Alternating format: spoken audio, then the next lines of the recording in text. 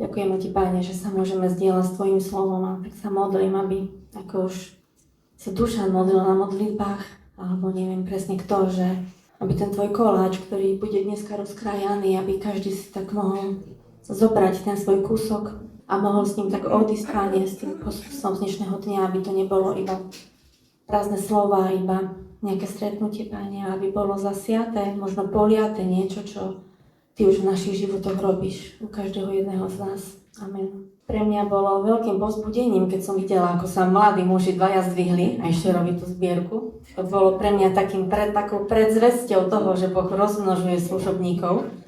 Aj tu niekto povedal, že neviem, či Bibka, či kto, že dvojité požehnanie, a pre mňa to bolo naozaj takou predzvesťou, že Boh rozmnožuje služobníkov a že príde čas, že na každú službu budú dvaja. Minimálne, že nie len jeden. Cez chvály sme vyvyšovali Ježiša ako kráľa v piesniach. Ty si kráľom, ty si pánom, a ja som si tak uvedomovala, že aj teraz v tejto sérii o hľadaní Boha sme začali hovoriť o kráľoch. Sme hovorili o kráľovi Dávidovi a teraz budeme opäť spomínať kráľa Šalamúna. Tak bolo také silné, keď sme predtým všetkým vyznávali, že Ježiš je tým kráľom, a rovnako sa tak potešilo moje srdce, lebo Dušan hral chválu, s tebou je lepší jeden deň, a ja som si spomenula, že to bola úplne prvá chvála, ktorú som počula vo svojom živote. Niekedy v lete v roku 2005. Úplne prvá. A tak sa moje srdce tak pookrialo, že vďaka Bohu za to. Takže hovorili sme o tých kráľoch, ktorí sú zaznamenaní na stránkach Biblie, o tom, ako oni hľadali Boha, o tom, ako my sa môžeme poučiť z ich života a z ich hľadania a rovnako hľadať aj my. Hovorili sme minulý týždeň o Dávidovi, o tom, že jeho hľadanie nezačínalo na tróne, ale že začínalo na pastvinách, kde teda nebola veľká sláva, že jeho zodpovednosť, ktorú dostal, nebola hneď taká, že mu bol zverený celý národ a kráľovstvo, ale že mu bolo najskôr ako pastierovi zverené stádo. A hovorili sme o tom, že hľadal Boha až do svojej staroby. David kráľoval 40 rokov. V 2. Samuelovej čítame, že mal asi 30 rokov, keď začal kráľovať, a kráľoval 40 rokov. Dušan tam spomínal, že David hľadal Boha vo všetkom, hľadal ho celým srdcom, a hovoril, že ho hľadal pred bojom, že ho hľadal počas boja a že ho hľadal aj po boji.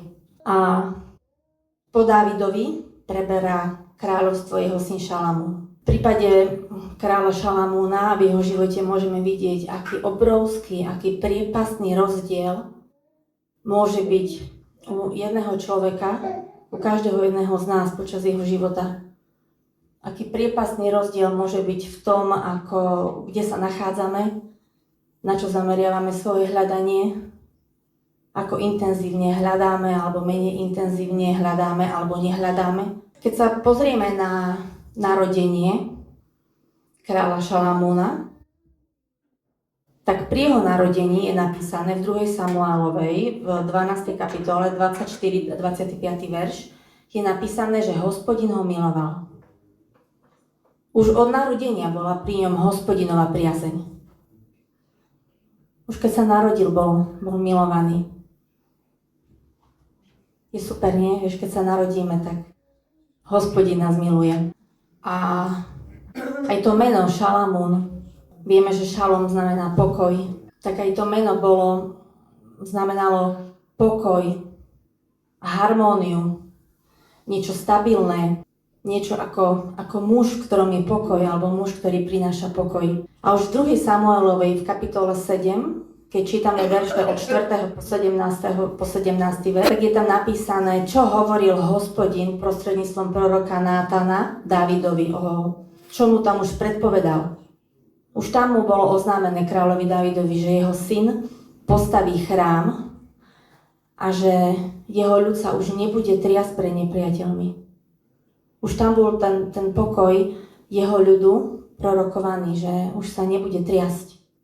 Ale ten nástup na trón kráľa Šalamúna nebol taký úplne hladký, úplne taký jednoduchý, akože na prvú dobrú.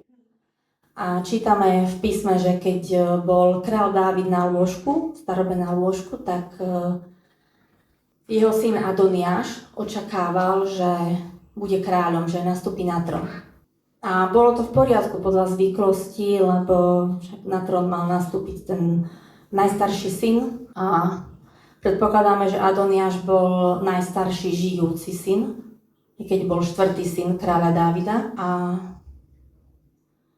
úplne objektívne očakával, že nastúpi na trón. Keď sa na to pozrieme z ľudského hľadiska, alebo vtedy možno keby som povedala správneho hľadiska nad našou rečou, tak je úplne objektívne, že on je ten, ktorý má nastúpiť, lebo je najstarší. Keď čítame o Adoniášovi, tak čítame, že bol krásnej postavy, že bol atraktívny. Takže bol nielen najstarší, ale aj vzhľadom bol vhodný na ten kráľovský trón. Nie len podľa nejakého zákona, ale aj tak aj vyzeral. Toto mi pripomína, keď bol pomazaný aj kráľ Dávid Samuelom, keď prišiel pomazať kráľa Dávida, tak tiež tam boli jeho bratia, ktorí boli starší, ktorí boli vysokej postavy, tam čítame, boli krásnym vzrastom, boli urastení, ale Boh povedal, že nie, on bude kráľom a vybral si Dávida, pretože pozeral na jeho srdce. A v tomto prípade, napriek tomu, že Adoniáš sa chystal nastúpiť na trón a aj mu to objektívne prináležalo, tak Boh rozhodol inak. Boh už predtým predzvedel, že kráľom bude Šalamún a toto mi tak ukazovalo na, že Boh nevyberá podľa našej ľudskej logiky. On má vždy moc zasiahnuť. Čítame, ako zasiahol Boh aj v tomto prípade prostredníctvom proroka Nátana a prostredníctvom Šalamúnovej matky Bačeby a čo sa tam udialo. A Boh vždy zasiahne. Nič sa nedeje bez toho, aby on o tom nevedel. Nikto nie je ustanovený na nejakú pozíciu bez toho, aby on o tom nevedel. Keď sa tak udeje, tak Boh to dovolí. Ale častokrát Boží výber je proti našej logike. Aj v tomto prípade si nevyvolil Hospodin Adoniáša, ale vyvolil si mladšieho Šalamúna. Takže Božie pomazanie nevychádza z toho, ako by sme si možno mysleli. A možno si myslím, že už by som mala byť na nejakej pozícii, alebo možno mi to aj logicky patrí, tak ako si to myslel Adoniáš. A mala by som tam už byť a mám na to všetky predpoklady, ale Boh je ten, ktorý pozerá na srdce, ktorý pozerá na to, že či urobíme na tom mieste to, čo on chce na tom mieste urobiť. A ten, ktorý mal postaviť ten chrám, bol Šalamún. A pre mňa je toto pri tom nástupe do vlády kráľa Šalamúna, že keď nenastúpil ako najstarší, aj rovnako aj pri jeho otcovi Dávidovi, keď bol pomazaný za kráľa. Pre mňa, ja v tom vidím posolstvo, že niekedy Boh vyberá ľudí, alebo ich pomáže, alebo ich postaví niekde, bez toho, že by na to, možno na to nevyzerajú z našho pohľadu. Ale vždycky Boh dá, aby tí ľudia na to dorastli. Tí ľudia na to vždy dorastú. Keď ich Boh pomáže, keď ich postaví, tak dorastú na to, aby urobili to, čo majú urobiť. Takže poďme k Šalamúnovi, že bol pomazaný za kráľa ešte počas Dávidovho života. A v 1. Kráľov, v 2. kapitole na začiatku, čítame ešte také tie posledné úpravy a posledné pokyny, ktoré mu otec hovorí predtým, ako sa odobral na večnosť. Hovorí mu tam, že pripomína mu, aby kráčal po cestách Hospodinových. Hovorí mu tam, že Hospodin splní svoj sľub, ak budeš verne chodiť, alebo budete verne chodiť za Hospodinom celým srdcom a celou dušou. Hovorí mu tam ďalej, ako sa vysporiadať s nepriateľmi. Celá tá kapitola sú také otcovské, ako keby posledné pokyny. A niekoľkokrát ho tam dôrazne napomína, aby hľadal Hospodina celým srdcom. Aby ostrihali jeho prikázania, aby aby chodil po jeho cestách. Ako to ďalej vyzeralo? Poďme si prečítať 1. kráľov, 3. kapitola od 5. po 14. verš. V Gibeone sa Hospodin ukázal Šalamúnovi vo sne v noci. Boh mu riekol: žiadaj si, čo ti mám dať.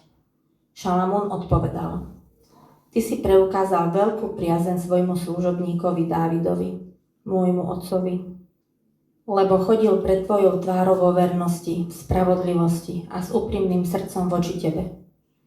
Zachoval si mu túto veľkú priazeň, keď si mu dal syna, ktorý zasadol na jeho trón, ako je to dnes. Ty, Hospodine, Bože môj, si učinil kráľom svojho služobníka po mojom otcovi Dávidovi. Ja som však mladý človek, neviem vychádzať ani vchádzať. Tvoj služobník je uprostred tvojho ľudu, ktorý si vyvolil. Mnohého ľudu, ktorý nemožno zmerať ani spočítať pre množstvo. Daj svojmu služobníkovi poslušné srdce, aby spravoval tvoj ľud, aby mohol rozoznávať dobré od zlého, veď kto bude môcť spravovať tento tvoj mohutný ľud? Pánovi sa zapáčilo, že si Šalamún žiadal toto. Vtedy mu Boh riekol: pretože si žiadal toto a nežiadal si ani dlhý život, ani bohatstvo, ani životy svojich nepriateľov, ale si žiadal schopnosť porozumieť a poslúchnuť právo, hľa, učiním podľa tvojej žiadosti. Dávam ti múdre a chápavé srdce, takže tebe rovného nebolo ani pred tebou, ani po tebe nepovstane taký, ako si ty. Dám ti aj to, čo si nežiadal. Bohatstvo i slávu, takže za všetkých tvojich čias nebude ti medzi kráľmi nikto rovný. A ak budeš chodiť po mojich cestách, teda budeš zachovávať moje ustanovenia a príkazy, ako chodieval tvoj otec Dávid, predĺžim aj tvoje dni. V 3. verši na začiatku sme čítali: Šalamún miloval Hospodina. Hovorili sme, že Hospodin miloval Šalamúna už pri narodení, ale tu čítame aj, že Šalamún miloval Hospodina. A čo to znamená pre nás milovať Hospodina? Milovať je možno iný cit, alebo trošku iný, keď zoberieme takéto stupňovanie, trošku iný level ako len mať rád.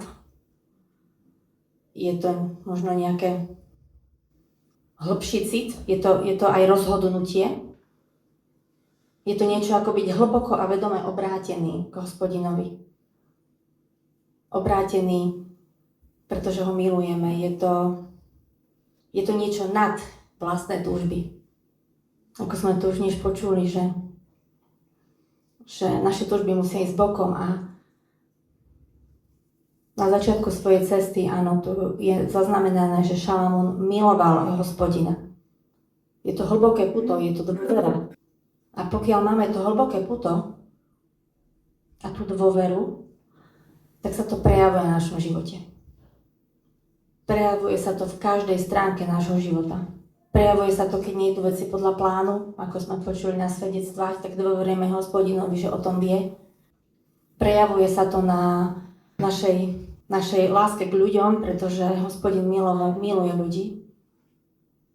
Ježiš miloval ľudí a my, keď milujeme Boha, nemôžeme ho milovať hlbokým putom, keď nemilujeme ľudí. A ďalej ten verš pokračuje, že chodil podľa príkazov svojho otca. Šalamún zachovával to, čo mu otec povedal. Zachovával tie posledné pokyny, ktoré dostal v tej 2. kapitole. Chodil podľa ustanovení svojho otca a jeho otec Dávid síce nepostavil chrám, ako fyzicky, dal úžasný základ.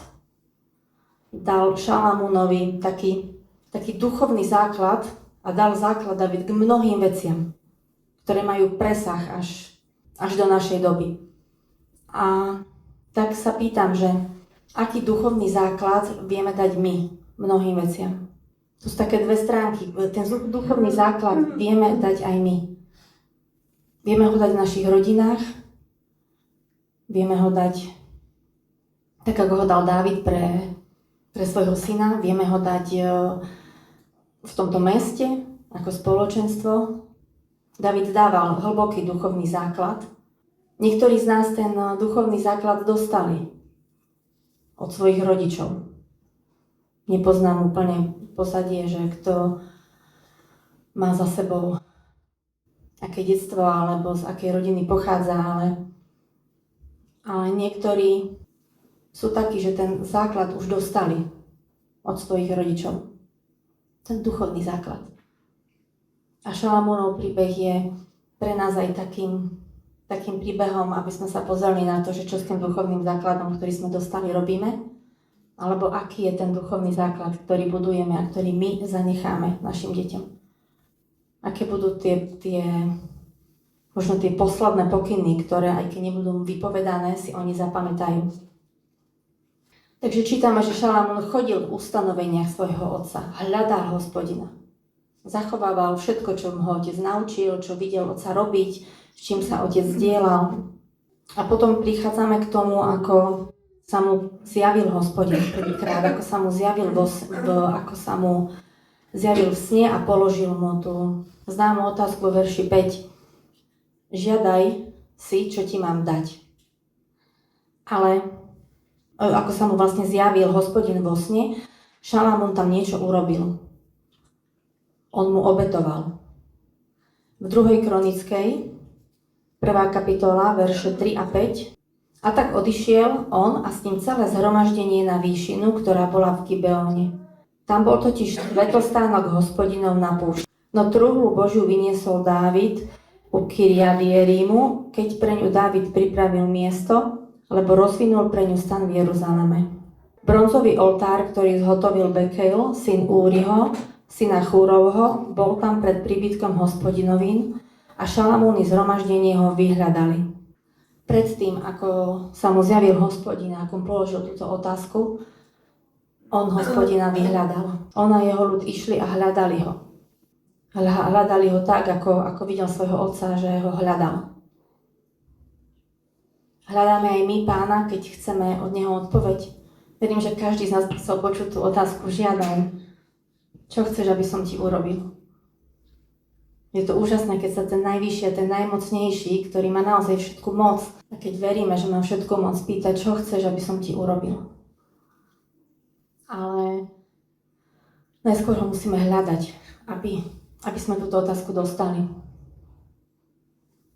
Šalamún a jeho ľud tam a to zhromaždenie išli tam obetovať.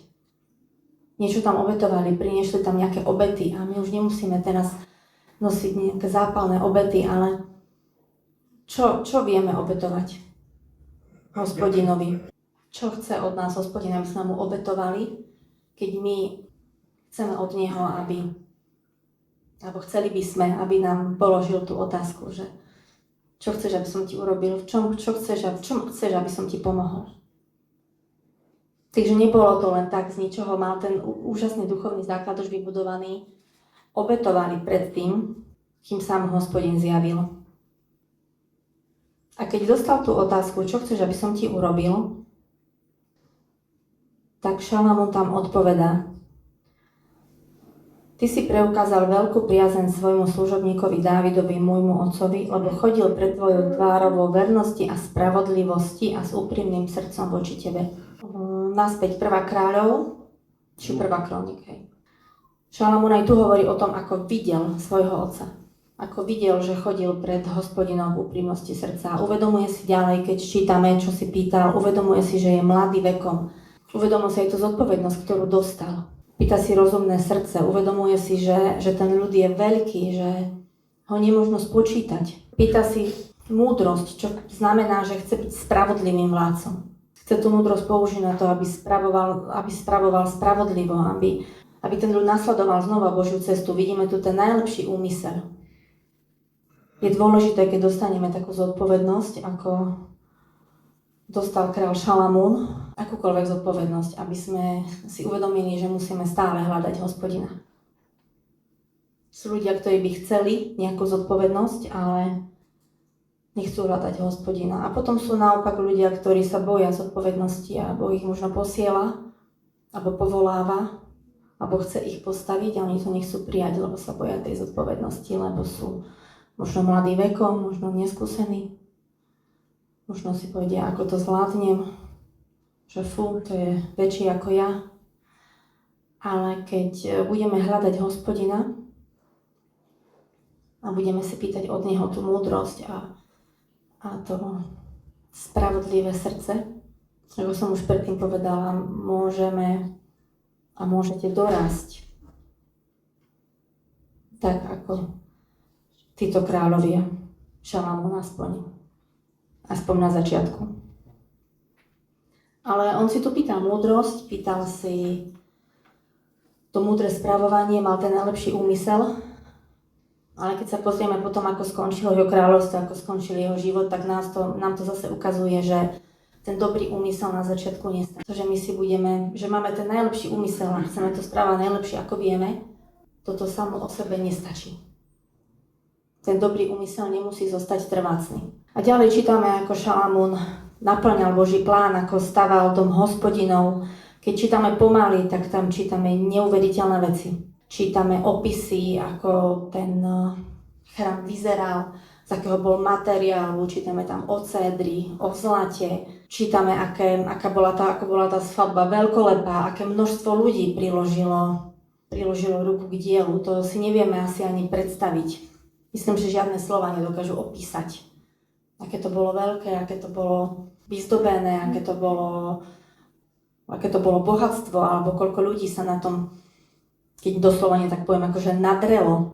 Šalamún dával na túto stavbu chrámu to najlepšie, tie najlepšie materiály. A my keď staviame dom Hospodinov v našich rodinách, v našich srdciach, možno v tomto zbore, tak dávame tam tiež ten najlepší materiál. On tam dával zlato, on tam dával céder, ktorý bol pevný. Nedával tam len niečo, čo mu zostalo, alebo nešiel ako keby tak low cost, ako to urobí najlacnejšie. Dával to najlepšie. Dávame aj my, keď staviame Hospodinov dom, to najlepšie. Zameriavame sa aj my pri tej stavbe na hľadanie Boha, alebo popri tom ešte hľadáme niečo iné. 2. Kronická, 5. kapitola začína slovami: A tak bolo dokončené celé dielo, ktoré konal Šalamún pre dom Hospodinov. Na to, aby bolo dokončené Božie dielo, ktoré chce s nami Boh urobiť, nemôžeme sa odkloniť od jeho cesty. Bolo dokončené to dielo a bez Hospodina by to nešlo ani náhodou. Ďalej v tej 5. kapitole čítame, ako kňazi niesli truhlu zmluvy Hospodinovej na jej miesto do svätyne. A v 13. verši na mňa úplne vystúpila ich jednota. 2. kronická, 5. kapitola a 13. verš. Tam vidíme, že keď bolo dokončené dielo a bola tam truhla Hospodinová, tak vtedy sa stalo, keď trúbili ako jeden muž a speváci spievali, ako čo by spievali jeden hlas, chváliac a oslavujúc Hospodina. Iný preklad, myslím, že evanjelický tam hovorí, že spievali v súlade. Nemyslím si, že ten súlad je myslený, alebo ako jeden hlas, že je myslený vyslovene taká tá hudobná čistota toho hlasu, že boli všetci zladení, ale myslím si, že tam bola jednoznačne jednota. Oni spievali a chválili v jednote ako jeden duch. A keď my budeme aj v tomto spoločenstve hľadať Boha a chváliť a uctievať ho v jednote, ako jeden hlas, tak tam zostúpi jeho sláva. Čítame tam ďalej, že tam potom zostúpila Hospodinová sláva. A táto jednota mi veľmi silno vystúpila pri čítaní toho slova, že to bol jeden hlas. A pritom ich tam bolo mnoho, myslím si, že oveľa viac jednoznačne, ako nás je teraz tu. A dokázali byť v tej jednote. A myslím, že to boli ľudia rovnako v tele ako my, že mali svoje názory, boli rozdielni. Ale napriek tomu, keď sa stretli v chráme, tak sa dokázali tým Božím duchom naladiť do tej jednoty a sláva Hospodinova zostúpila. A potom ďalej v 6. kapitole sú veľmi silné a veľmi hlboké slova, ktoré Šalamúnove, kedy on velebí Hospodina, kedy ako vodca žehná Izraelu, postaví sa do chrámu a žehná Izraelu, spomína na svojho otca Dávida. Prečítajte si tú 6. kapitolu doma, ako na mňa veľmi, veľmi silno pôsobila, ako sa tam Šalamún odvolával na Boží sľub, ktorý dal Boh Dávidovi. Vo verši 17 Nuž teraz, Hospodine, Bože Izraelov, nech stojí pevne Tvoje slovo, ktoré si hovoril svojmu služobníkovi Dávidovi. Modlí sa ďalej vo veršoch 19, 20, 21 a používa slova ako, možno v iných prekladoch je to inak, ale ako pohliadni na modlitbu svojho služobníka. 20. verš, aby si vyslychal modlitbu, ktorú sa bude modliť tvoj služobník. 21. A budeš počúvať na pokorné prosby svojho služobníka. Ty vypočuješ, vyslyšíš a odpustíš a tak ďalej a tak ďalej. A až po verši 32 sa modlí dokonca aj za nás. Lebo je tam napísané, áno, i cudzozemca, ktorý nie je z tvojho ľudu Izraela, keby prišiel pre tvoje veľké meno a pre tvoju mocnú ruku a pre tvoje vystreté rameno. A 6. kapitola končí znova s tým, že sa odvoláva na zasľúbenie. Pomeň na prejavy milosti svojmu služobníkovi Dávidovi. Hľadal Hospodina a modlil sa nielen za seba a za svoj národ, ale dokonca aj za nás. Za cudzozemcov, ktorí nie sme z Izraela. Takže hľadal Boha v chráme prostredníctvom modlitby. Hľadáme aj my Boha prostredníctvom modlitby. Nejde o tie krásne slová, ktoré on tam prednáša. Nejde o ten básnický prejav alebo čokoľvek. Ide o to srdce. Stačí jednoducho, stačí úplne prirodzene. Ale hľadajme Boha v modlitbe. Lebo čo sa stane potom? Potom prídeme do 7. kapitoly a tam vidíme, že Boh mu odpovedá. Boh prijal túto modlitbu, sláva Hospodinová naplnila chrám až tak, že nemohli vojsť. Čítame, že bolo taká plná Hospodinovej slávy, že nemohli vojsť. Si predstavte, že by to bolo toľko Hospodinovej slávy, že nedokážeme vojsť. A čo tomu už ale predchádzalo tam? Čo on do tej stavby chrámu dal? Aký tam bol základ? Ale nezúfajme. Keď nie za našej generácie, môže to byť ďalšia generácia, ktorá pre Hospodinovú slávu nebude môcť vojsť. 2. kronická, 7. kapitola, 14. verš. Po všetkých týchto veciach sa znova Hospodin zjavuje Šalamúnovi a prijal túto modlitbu a v noci s ním znova hovorí a hovorí v tej kapitole, že počul som tvoju modlitbu. Boh počuje naše modlitby. Boh počuje tvoju modlitbu. Či je to na tomto mieste, alebo je to doma, ale počuje a odpovedá. A v 14. verši silné slova toho Najvyššieho. A keby sa zohnul a tak sa pokoril môj ľud, nad ktorým je vzývané moje meno, a keby sa modlili a hľadali by moju tvár a odvrátili by sa od svojich zlých ciest, ja vyslyším z nebies, odpustím ich hriech a uzdravím ich zem. Uzdravím ich zem, ak by sa pokoril môj ľud a volal ku mne. Toto je Božie slovo. To je napísané, že to povedal sám Hospodin. Nie prostredníctvom proroka, nie cez apoštolov, ale on sám. Uzdravím ich zem. A sú tu slova ako ľud a zem.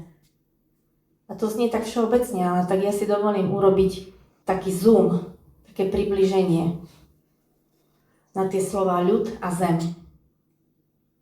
Ľud to som ja a ty. Lebo keď priblížite ten ľud bližšie a bližšie a zväčšíte, tak to sme my. A zem to je nielen to, na čom stojíme, ale to je všetko to, v čom sme. Naše rodiny, naše vzťahy, naše okolie, tvoja rodina, tvoje vzťahy. Takže nečítajme to iba tak všeobecne, že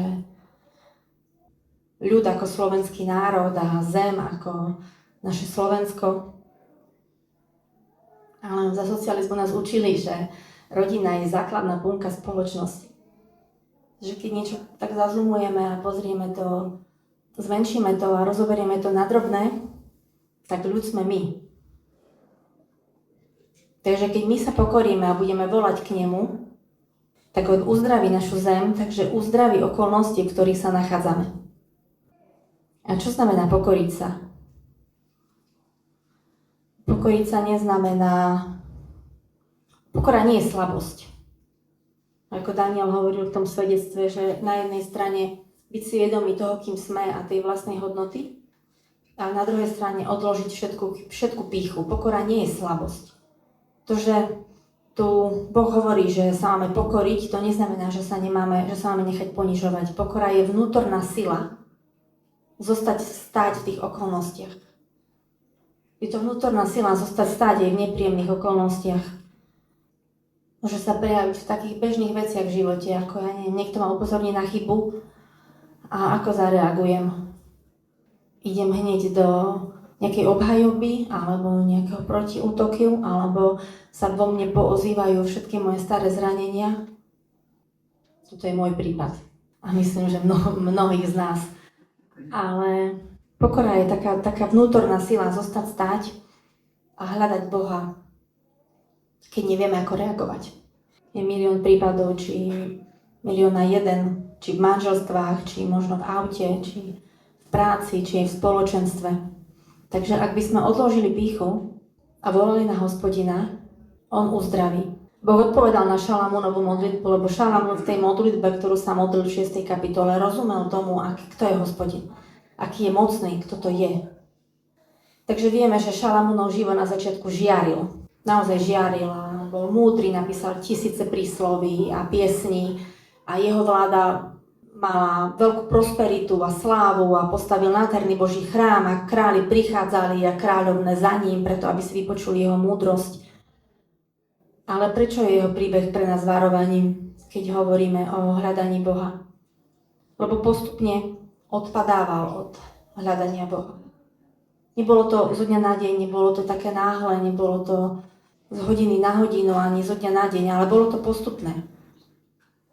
Čítajme si potom doma, že čomu sa venoval viacej ako hľadaniu Božej tváre.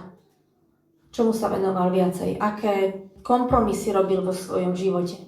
A kam ho až tieto kompromisy priviedli, kam priviedli jeho srdce, ako tragicky potom skončilo jeho kráľovstvo, ktoré bolo pôvodne tak neuveriteľne požehnané a upevnené. Doslova si znovu pripomínajme, aké je životu nevyhnutné najskôr hľadať Boha a nespoliehať sa na svoju rozumnosť. Pripomínajme si, že ani obrovské Božie požehnanie a pomazanie nás nechráni od toho, aby sme sa odklonili od hľadania. Naopak, môže nás to veľmi rýchlo a veľmi nenápadne odkloniť. Možno si môžeme myslieť, že náš vzťah s Bohom je už OK, že už viacej netreba, veď my už máme vzťah, že už ho stačí iba udržovať. A viem to aj z vlastnej skúsenosti, lebo sama som zažila obrovské Božie požehnanie, keď som bola v roku 2009 úplne zázračným Božím dotykom uzdravená z onkologického ochorenia v priebehu 12 týždňov. Bolo to obrovské požehnanie a obrovská priazeň od Pána. Dovolím si tvrdiť, že vyrovnaná Šalamúnovmu bohatstvu. A napriek tomu som v roku 2015 žila v smilstve. Čiže ani obrovské požehnanie, ani obrovská priazeň nám nezaručuje, že nemôžeme sa postupne vykloniť od toho hľadania Hospodina. Jediný spôsob je neustále hľadanie Božej tváre. Neustále vo všetkom, aj vo svojich pádoch, tak ako to robil Šalamúnov otec Dávid. Pred boji, počas boja, aj po boji. Takže vieme, Šalamún nepadol hneď ani rýchlo a začal sa to nenápadne a pomaly a jeho srdce už nepatrilo celé Hospodinovi. On stále uctieval Boha, stále chodil do chrámu, stále robil všetko tak, ako mal, ale pomaly a postupne k tomu začal pridávať a vyhľadával iné veci. Iné potešenie, iné priority. Už nebol Hospodin prioritou. Už začal sa spoliehať na svoju rozumnosť. A tie veci, ktorým sa aj venoval na začiatku, neboli úplne že zlé, či radosť, zábava, domy, záhrady, zlato, manželky, práca, úspech. Nebolo to samo o sebe zlé. No problém bol v tom, že Šalamún z nich začal hľadať niečo, čo malo nahrádzať Boha. Začal mi hľadať niečo, čo v nich nikdy nemôžeme nájsť. Aj keď nám ich Boh dá. A Boh nám ich chce dať. Niekedy je moja modlitba, alebo taká správna modlitba by mala byť, že aby nám Boh nedal viac, ako dokážeme spravovať. Aby to neodviedlo naše srdce. A dovolím si povedať, že To naozaj nie je samo o sebe zlé. Otázka je, čo je našou prioritou, čo popri tom hľadáme. A u Šalamúna to zašlo tak ďaleko, že už tieto veci boli v rebríčku hodnot pred Hospodinom. I napriek tomu, že ho stále uctieval, začal hromadiť stále viac a viac zlata, viac manželiek kvôli rôznym politickým spojenectvám.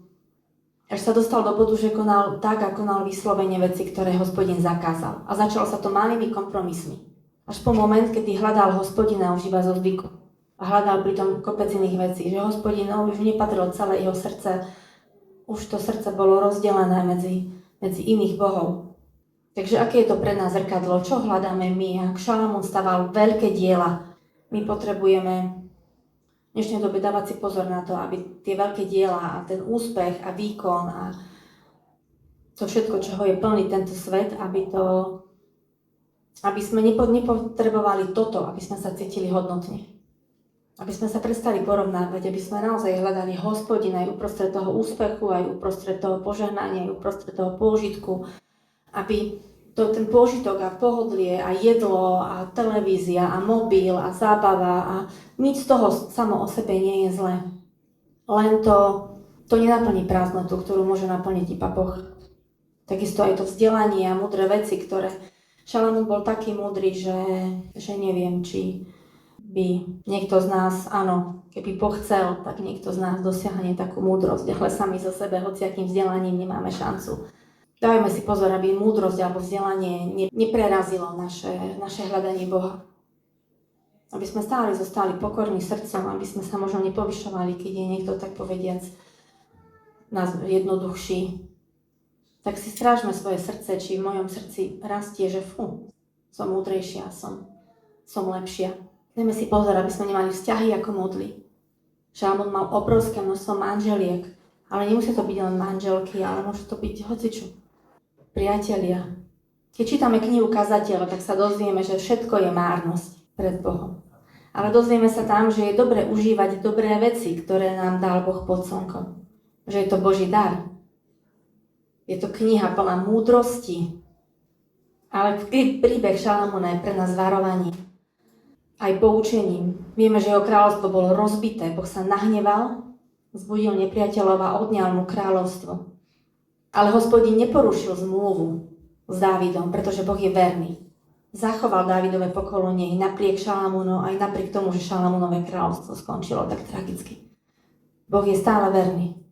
On zachoval tie základy, ktoré Dávid postavil a zachoval ich ďaleko za život kráľa Šalamúna. A dnes každý hľadá, to plný internet, každý hľadá ako keby návod na dobrý život. Aby sme boli spokojní, aby bolo dobré, ale za mňa osobne taký dobrý návod na dobrý život je v knihe Prísloví. Keď sa naučíme niektoré príslovia naspamäť, možno aj všetky, ak Boh dá milosť, ale niektoré príslovia naspamäť, tak Duch Svätý nám ich pripomenie v konkrétnych situáciách, aby sme nešli z cesty, aby sme hľadali Hospodina. Mne osobne sa to tiež stáva, že nejaké príslovie, ktoré keď som čítala, tak viem, prídem do nejakej situácie a Duch Svätý ho pripomenie. A ty vieš, ako sa máš zachovať. Takže nespoliehajme sa na to, že sme dosť múdri a že máme dosť Božieho požehnania. Že sme už zažili toľko svedectiev, že nemusíme hlbšie a hlbšie hľadať Pána, že nemusíme viacej budovať ten vzťah. Lebo už sme ho našli, lebo takto to nefunguje. Nemôžeme nájsť Pána do zásoby. Žiaľ, nedá sa to. Že ho budem hľadať teraz veľa, odložím si do zásoby a potom, keď ho nebudem hľadať, tak si z tej zásoby vyberiem. A chcela by som ukončiť veršom z 1. Kroník 16.11. Hľadajte Hospodina a jeho silu, vyhľadávajte jeho tvár ustavične. A tak by som nás chcela upriamiť na to slovo ustavične. Ustavične. Alebo neprestajne. Tak by som sa chcela ešte pomodliť na záver, ak dovolíte. Pane Ježišu, ďakujeme, že Ty si povedal, že keď hľadáme, tak nájdeme, že keď ťa budeme hľadať, Ty sa dáš nájsť. Tak sa modlím, aby sme každý jeden z nás mali dostatok sily hľadať ťa vtedy, keď sa cítime už slabí. Ďakujem Ti, že si dal Ducha Svätého a že Duch Svätý je tu stále s nami a že Duch Svätý je ten, ktorý nás vie pozdvihnúť, ktorý nám vie zaklopať na srdce, ktorý vie prísť na našu myseľ, keď už naše sily aj odchádzajú, Pane, ale modlím sa, aby sme ťa dokázali hľadať aj v časoch, keď sme silní, keď sa cítime dobre, keď prežívame radosť, keď nám dávaš požehnanie, Pane. A tak vyznávam, že nedokážeme to vo vlastnej síle, nedokážeme ťa hľadať ustavične a neprestajne.